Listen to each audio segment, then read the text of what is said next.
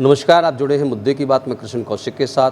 हम आज पहुंचे हैं पृथला विधानसभा क्षेत्र में मौजूद कांग्रेस के वरिष्ठ नेता तेज प्रकाश भारद्वाज, जिनको इलाका टीपी भारद्वाज के नाम से जानता है, उनके फार्म हाउस पर। और वहां पहुंचे हैं उत्तराखंड के पूर्व मुख्यमंत्री हरीश रावत के सुपुत्र वीरेंद्र रावत, जो उत्तराखंड कांग्रेस कमेटी के में उपाध्यक्ष हैं। आज उनके साथ हम करेंगे कुछ खास बातचीत, उत्तराखंड के लेकर उनकी क्या योजनाएं हैं। और हरियाणा, क्योंकि एक हरीश रावत एक ऐसा नाम है जो कांग्रेस में एक बहुत वरिष्ठ नाम है, और उनका चाहे हरियाणा हो, चाहे उत्तराखंड हो, चाहे कोई प्रदेश हो, वहाँ उनको पूरा दखल रहता है। जी नमस्कार, स्वागत है आपका मुद्दे की बात न्यूज़ में। आपका फरीदाबाद में स्वागत है। धन्यवाद। मैं मुद्दे की बात के श्रोतागणों को प्रणाम करता हूं। उत्तराखंड में अभी बात करूं, क्योंकि अभी आप 1.5 साल पहले एक सरकार बदली, वहाँ पे सरकार बनी, भाजपा की सरकार है। आप क्या समझते हो वहाँ पर उत्तराखंड की क्या मुख्य समस्याएं अभी भी मौजूद हैं जिनको होना बहुत ज़रूरी है, जो या आपने अपने शासनकाल में किए, जो अधूरे काम छूट गए और वो बीच में अधूरे पड़े? वर्तमान में जो सरकार उत्तराखंड में है वो अपने आप को डबल इंजन की सरकार कहती है। प्रदेश में भी है और देश में भी अभी उनकी सरकार है, लेकिन उस डबल इंजन की सरकार को उत्तराखंड को कोई लाभ नहीं मिल पा रहा। चाहे इन्होंने all season all weather road की बात कही थी, ऑल वेदर में ही वो रोड जो है खराब रहती है, पूरे 12 महीने वो सड़क खराब रहती है। उसकी गुणवत्ता को लेकर वहाँ स्थानीय लोगों को भी जो है शिकायत। जो फ़ायदा ऑल वेदर रोड से मिलना चाहिए था वो फ़ायदा जनता को नहीं मिल पा रहा है। उसमें इतने सारे हजारों हजार पेड़ काट दिए गए, उसका नुकसान उत्तराखंड की जनता को झेल रही है, वो हमारा वायुमंडल झेल रहा है। इन्होंने वहाँ रेल ले जाने की बात कही, लेकिन अभी तक उसमें बहुत ज़्यादा प्रोग्रेस नहीं हुई। तो मैंने इसको ट्रबल इंजन इसलिए कहा क्योंकि आज पहले जब कांग्रेस की वहाँ सरकार थी, तब वहाँ की सड़कों में जब हम लोग चलते थे तो आराम से आदमी नींद निकाल लेता था, और जैसे ही यूपी शुरू होता था, खड़बड़ खड़बड़ शुरू हो जाती थी, तो पता लग जाता था कि अब उत्तर प्रदेश शुरू हो गया। उत्तराखंड से उत्तर प्रदेश में आ गए हैं। लेकिन आज वहाँ स्थिति उलट हो गई। उत्तर प्रदेश में सड़कें ठीक दिखाई दे रही हैं, लेकिन उत्तराखंड में घुसते ही वो सड़कें गड्ढों में तब्दील हो चुकी हैं। जबकि बार बार मुख्यमंत्री कहते हैं कि हमारी डबल इंजन की सरकार है, लेकिन उस डबल इंजन का फायदा तो मिलना चाहिए जनता को। वहाँ तो सिंगल इंजन का भी फायदा नहीं दे पा रही है भाजपा सरकार। तो मेरा आपके चैनल के माध्यम से मुख्यमंत्री जी और प्रधानमंत्री जी से यही निवेदन है कि उधर की जनता को डबल इंजन का लाभ दें। जिस डबल इंजन की बात कह के आप सत्ता में आए और लोगों को आपने बरगलाने का काम किया, कम से कम उसका कुछ तो फायदा वहाँ की जनता को मिलना चाहिए। इन्होंने वहाँ बात सिडकुल जो है वहाँ बनाने का काम कांग्रेस ने किया। आज वहाँ सिडकुल के नाम पर इन्होंने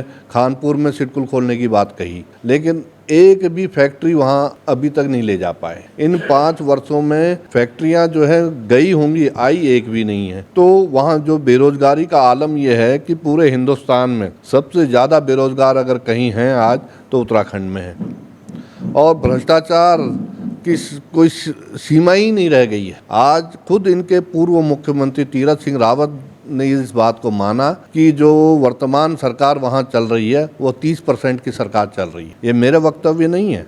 आप अगर टीवी के माध्यम से और अखबार टटोलेंगे तो तीरथ जी का बयान उसमें साफ दिखाई देगा। उन्होंने अपनी सरकार को 30% गवर्नमेंट कहा है, तो 30% का क्या मतलब है? तो कम से कम कर्नाटक से तो कम ही है, हमारा 40% की सरकार। अब अभी तो 1.5 वर्ष हुआ है, आगे 3.5 साल में ये 50% तक ना पहुंच जाए कहीं। अच्छा रावत जी, उत्तराखंड का जो एक मेन राजस्व की बात करें, जो पहचान की बात करें, पर्यटन को लेकर आपने क्या किया, और इस सरकार ने अभी ऐसा कुछ क्या किया है जो पर्यटन को बढ़ावा मिले? देखिए, जब माननीय हरीश रावत जी की वहाँ सरकार थी तब हमने चक्राता को एक नया डेस्टिनेशन बनाने की कोशिश की थी, और वहाँ एक फॉल है जिसको टाइगर फॉल कहा जाता है। तो उस फॉल को पर्यटन के पटल पर लाने का श्रेय अगर किसी को जाता है तो हरीश रावत जी की सरकार को जाता है। हमने टिहरी को जो है नौकायान का एक बहुत बड़ा हब बनाने की कोशिश की थी। वहाँ पर हमने फ्लोटिंग जिस तरीके से डल झील है उसी स्वरूप में जो हमने टिहरी झील में भी लाने की कोशिश की थी और उस पर अच्छा खासा पैसा भी कांग्रेस सरकार ने खर्च किया। लेकिन इस डबल इंजन की सरकार ने आते ही वो सारे काम बंद कर दिए, ठप कर दिए। आज टिहरी झील में अगर आप नौकायान करने जाएं तो आपको बोट नहीं मिलेगी, जबकि कांग्रेस के ज़माने में हमने वहाँ फ्लोटिंग रेस्टोरेंट तक खोल दिया था। लेकिन आज उस रेस्टोरेंट का कहीं अता पता नहीं है। नौकायान लगभग बंद हो चुकी है और टाइगर फॉल का तो कोई एक भी ईंट इन्होंने वहाँ जोड़ने का काम नहीं किया। यानी आपका कहना ये है जो पर्यटन को बढ़ावा देने के लिए आपके जो प्रयास हुए आपके शासन में, उनको भाजपा सरकार ने रोक दिया है? बिल्कुल रोक दिया है, ख़त्म कर दिया है। वो डूबने के कगार पर है। जबकि डबल इंजन की सरकार थी, केंद्र से पैसा लाते और डेवलप करते। अब स्मार्ट सिटी के नाम पर इन्होंने देहरादून के 8 से 10 किलोमीटर के दायरे को स्मार्ट सिटी में के परिधि में लाए हैं।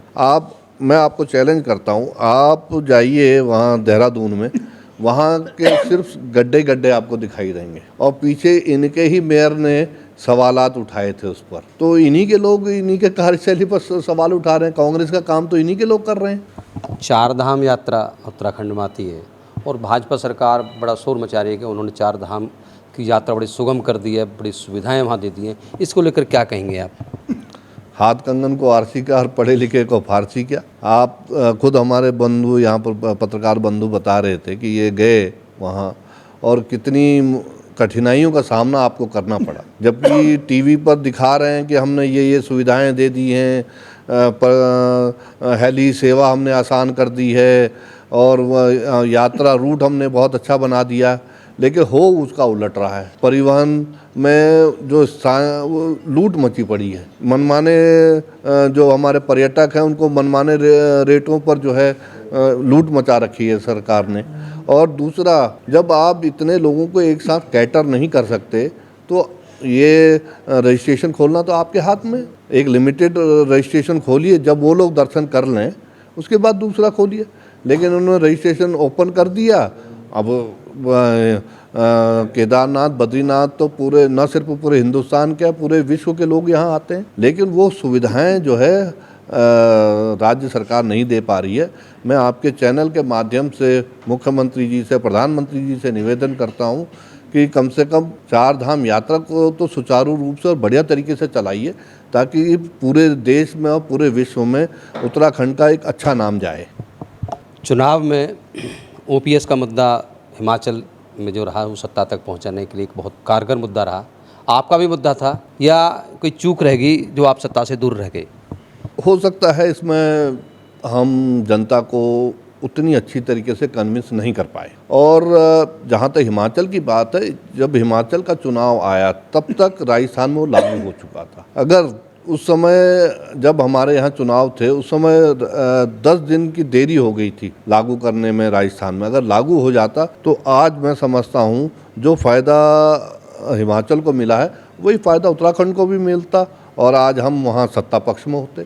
हरियाणा में इसका प्रभाव होगा निश्चित रूप से। और मैं हरियाणा में फरीदाबाद और कई क्षेत्रों में गया, वहाँ जनता के चेहरे पर साफ दिखाई दे रहा है कि दे वांट चेंज। वो जो है, ये जो मुख्यमंत्री इनसे आजीज आ चुके हैं और अब वो याद कर रहे हैं कोई लौटा दे मेरे पुराने दिन। और निश्चित रूप से हरियाणा आने वाले समय में कांग्रेस की राह पर चलेगा और यहाँ कांग्रेस की सरकार बनेगी। अभी भाजपा, खासकर मैं केंद्र की बात करूं, 9 साल के अपने कामों को लेकर गौरवशाली रैली कर रही है, गौरवशाली भारत रैलियाँ चल रही हैं। क्या कहेंगे आप? ये अब इनके पास बताने को तो कुछ है नहीं, इसीलिए गौरवशाली यात्रा में अपने ही लोगों के बीच में बैठ के अपने ही गाल बजाने वाली बात कर रहे हैं। जनता को तो बताने के लिए इनके पास कुछ है नहीं, क्योंकि महंगाई के मुद्दे पर ये कुछ बोलते नहीं हैं, विकास के मुद्दे पर ये कुछ कहते नहीं हैं, बेरोजगारी के मुद्दे पर इनके मुंह पर ताला लग जाता है। इनके पास कहने के लिए कुछ है तो हिंदू मुसलमान की डिबेट है, उसके अलावा कुछ नहीं है। ये समाज को बांटने का काम कर रहे हैं। समाज को लगातार जो है हमेशा बांटने का इन्होंने काम किया। आज मणिपुर जल रहा है, लेकिन हमारे प्रधानमंत्री महोदय ठीक है अमेरिका के दौरे पर गए, लेकिन कम से कम एक बयान तो उनको देना चाहिए। और ऑल पार्टी मीटिंग बुलाई, लेकिन उसकी अध्यक्षता करने के लिए प्रधानमंत्री महोदय यहाँ खुद मौजूद नहीं है। तो उनकी इससे सीरियसनेस का पता चलता है कि मणिपुर को लेके वो कितने सीरियस हैं। 2024 का चुनाव आगे नज़दीक है, क्या कहेंगे उस लिए? 2024 में जो राहुल गांधी जी ने 4000 किलोमीटर की जो यात्रा की है, उन्होंने महात्मा गांधी जी को भी इसमें पीछे छोड़ दिया और देश के लोगों से जुड़े हैं। और निश्चित रूप से जैसा आपने देखा कि 2 राज्यों में भारत जोड़ो यात्रा के बाद सरकार बनी है, तो कर्नाटक की राह पर ही देश चलेगा और निश्चित रूप से 2024 में कांग्रेस की सरकार बनेगी। भाजपा के दिन लग जाएंगे। भाजपा के जो अच्छे दिन हैं वो उन्हीं के लिए हवा हो जाएंगे और जनता जो कह रही कि कोई लौटा दे मुझे मेरे पुराने दिन, तो निश्चित रूप से इसी गीत को जनता गाएगी और 2024 में कांग्रेस की सरकार बनाने का काम करेगी। हमारे वरिष्ठ साथी पत्रकार साथी हैं दयाराम वशिष्ठ भी हमारे साथ मौजूद हैं। कुछ सवाल आपका भाई साहब, क्योंकि आपके सवाल के बगैर ये इंटरव्यू अधूरा रहेगा। मैं तो यही बात कहूँगा कि जो कांग्रेस की गुटबाजी है, क्या इसके चलते आप हरियाणा में अपना जनाधार बना पाएंगे? देखिए, गुटबाजी तो कहीं ऐसे दिखाई देती नहीं है और गुटबाजी की बात करें तो सत्ता पक्ष में ज़्यादा गुटबाजी है। वहाँ कई चेहरे हैं, कई लोग अरमान पाले में कि अब मुख्यमंत्री बन जाए, तब मुख्यमंत्री बन जाए, और कांग्रेस जो है एकजुट है और निश्चित रूप से 2024 का जो चुनाव होगा वो साबित करेगा और जनता के मुद्दों पर कांग्रेस लड़ेगी और विकास के मुद्दे पर चुनाव लड़ेगी और निश्चित रूप से यहाँ 2024 में कांग्रेस का मुख्यमंत्री बनने जा रहा है। फरीदाबाद में उत्तराखंड के काफ़ी संख्या में लोग रहते हैं जो विभिन्न संगठन भी बनाए हुए हैं, तो इस चुनावों में आपकी क्या भूमिका रहेगी? देखिए, हरीश रावत जी न सिर्फ उत्तराखंड के बल्कि भारतवर्ष के एक जाने माने नेता हैं और उत्तराखंड की जनता उनको बहुत प्यार करती है और हरीश रावत जी कांग्रेस के व्यक्ति हैं।